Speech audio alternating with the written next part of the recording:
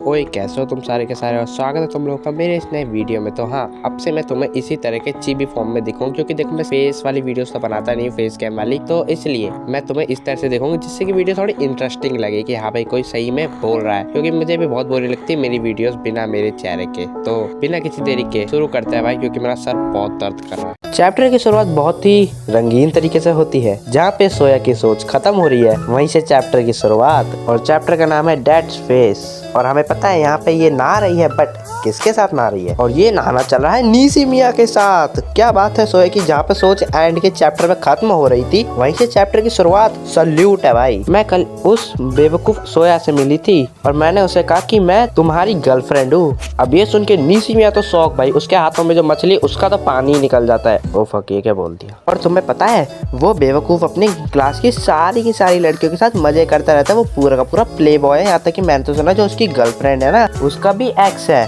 और वो भी ऐसा ही है। अब ये नीसी में कि मैंने उससे इसलिए गए ताकि वो सोया से दूर रहे। लेकिन मेरा अब एक सवाल आ चुका है कि भाई हम लड़कों को हमेशा इतना अजीब नजरों से क्यों देखा जाता है? जो चीज वो लड़का नहीं कर रहा उसके ऊपर हमेशा वही वाले एलिगेशन लगते हैं। भाई तुम खुद को भी एक बार देख लेना, कभी ना कभी तुम्हारे ऊपर भी ऐसे एलिगेशन लगे होंगे जिन एलिगेशन से तुम्हारा कोई नाता ही नहीं होगा। जैसा कि इस चैप्टर के अंदर सोया के साथ हो रहा है। प्ले बॉय कहाँ, कौन से चैप्टर के अंदर, कौन से पैनल के अंदर वो प्ले बॉय लग रहा है? भाई मैं इतनी देर से पढ़ रहा हूँ साइलेंट वॉइस, नहीं दिखा भाई मेरे को कोई चैप्टर ऐसा जहाँ पे कि वो किसी लड़की के साथ फ्लर्ट कर रहा हो। लेकिन ये चीज झूठ है, ये बात निसी में जानती है। तो ओके, यू जरूर जरा रुकना। हाँ, ये सोको को दिखा देना और उससे कह देना कि इस लड़के से दूर रहे। और ये चीज इसी ने की, लेकिन दिखाया सीरीज जैसे कि इसने की नहीं है। भाई हंसी आ रही है। वाओ, लड़कों का मजाक बहुत बनता है भाई। लो मामा आप इसको खुद ही बता दो। और इतना कह के सोया की बहन यू जरूर बाहर चली जाती है। और अब निसीमा की बहन कहती है आखिर तुम खुश क्यों हो, तुम्हें वो लड़का सही में चाहिए? और फिर हमें दिखाया जाता है वो दिन जब निसीमा पूछती है सोया से कि तुम्हें साइन लैंग्वेज आती है, और उस दिन सोया हाँ करता है। और फिर हमें दिखाया जाता है कि यू जरूर वो सब देख लेता और वो वहीं पे फैसला कर लेते कि ये सोया को तो निसीमा से दूर रखेगी।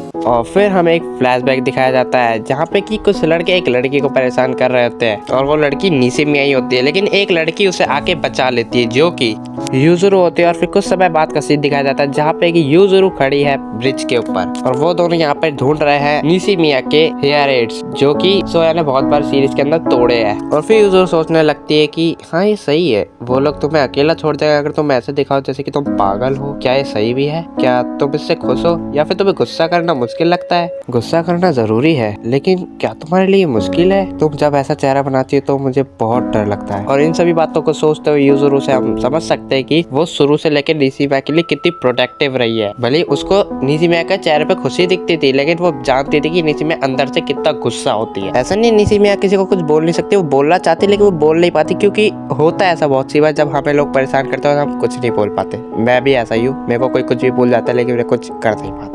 और अब यूजुरू को पीछे से आवाज आती है कि ये तो बहरी की बहन है, लेकिन यूजुरू उन सबको इग्नोर करके निसीमा से कहते तुम वहाँ पे क्यों नहीं देखती 1 घंटा और इस चीज से हमें ये तो समझ आ चुका है कि भाई यूजुरू और निसीमा को बचपन से ही साइन लैंग्वेज आती थी। शायद इतनी नहीं आती होगी लेकिन आती थी, क्योंकि वो यहाँ पे कन्वर्सेशन कर पा रहे साइन लैंग्वेज की मदद से। और अब यहाँ पे वो पुलिस आ जाता है जो कहते हैं कि तुम्हें कल की कीमत आज चुकानी ही होगी, और लेकिन पत्थर तो तुम लोगों ने मारने शुरू किए थे। लेकिन वो लड़के नहीं मानते, इसलिए यूजुरू को मजबूरन आखिर तुम अपने गेम को मेरे साथ खेल के क्यों नहीं खत्म करते हैं? भले उसे डर लग रहा होता लेकिन फिर भी, लेकिन उसे अपनी बहन को भी बचाना है। तो अब इससे पहले कि यूजुरू को इनमें से कोई हाथ लगाए, निसीमिया यूजुरू के आगे आ जाती है।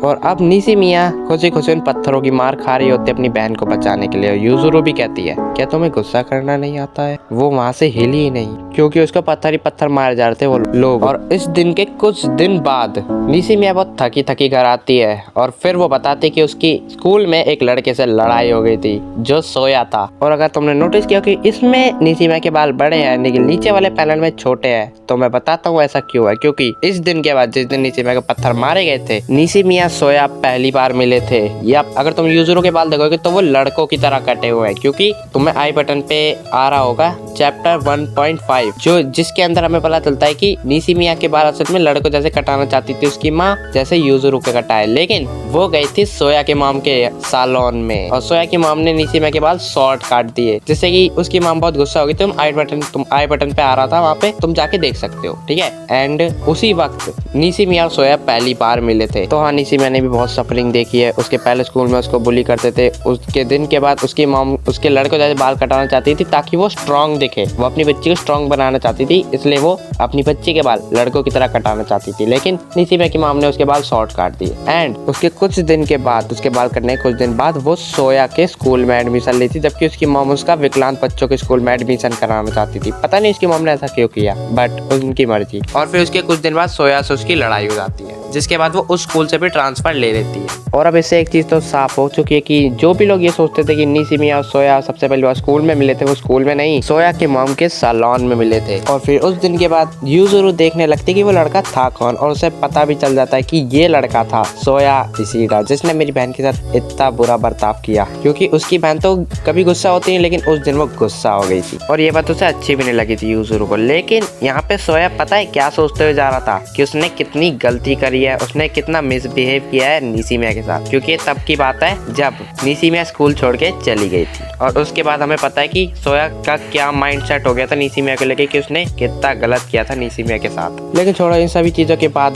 फाइनली फ्लैशबैक खत्म होता है। यूजुरू घर वापस आती है और वो देखती है नीसिमा, जो कि उसके पास एकदम से आके कहती है तुमने किया है इस कैमरे से, है ना। जिसपे यूजुरू भी कहती है हाँ ये मैंने ही किया, तुम बिल्कुल सही है। वैसे भी मुझे वो लड़का बिल्कुल पसंद नहीं। लेकिन ये चीज सुन के नीसिमा बहुत गुस्सा हो जाती है। और फिर ये आखिरी का पैनल जिसपे कि नीसिमा बहुत गुस्सा, और यूजुरू को पहली बार वो नीसिमा को इतना गुस्से में देख रही है। और यही पे चैप्टर एंड हो जाता है। तो देखो, ये वीडियो का काम 2 हफ्ते पहले ही शुरू हो चुका था, लेकिन पता नहीं क्यों ये अब अपलोड हो रही है। लेकिन इसका कारण मैं तुम्हें बताता हूँ, जो कि बहुत सिंपल है। बोर्ड एग्जाम आ चुके हैं। सरकारी स्कूल का बच्चा वैसे भी ऐसा होता है जिसको एडमिट कार्ड देते ही छुट्टी दे दी जाती है। और मेरी बहन को भी छुट्टी दे दी गई थी, जिसके कारण भाई वो घर पे रहती थी और मैं वीडियोस को एडिट नहीं कर पाता था क्योंकि वो बहुत शोर करती थी। एंड अभी वो स्कूल गई तो भाई मैं ये फटाफट वीडियो को एडिट कर रहा हूँ। बहुत ही खांसी भी है थोड़ी। और ये है वो कमेंट। थैंक यू इतने अच्छे कमेंट करने के लिए। और लो भाई 11वां चैप्टर आ चुका है। लेकिन भाई आपकी प्रोफाइल पिक्चर बहुत अच्छी है। और देखो, मैंने देखा है कि भाई बहुत से बंदे मेरी वीडियोस को देखते हैं, लेकिन भाई वो कमेंट नहीं करते। कमेंट कर दिया करो। मैं हमेशा जब तक नहीं कर पा रहा हूँ तब तक मैं तुम सभी के कमेंट्स को ऐसे पिक करता रहूंगा, ऐसे शाउट आउट देता रहूंगा। तो प्लीज एक कमेंट जरूर करके जाया करो, जिससे कि मैं तुम्हारे कमेंट का रिप्लाई या फिर तुम्हें शॉर्ट आउट दे सकूं। मैं चलता हूँ, तुम लोग अपना ख्याल रखना, फिर मिलेंगे।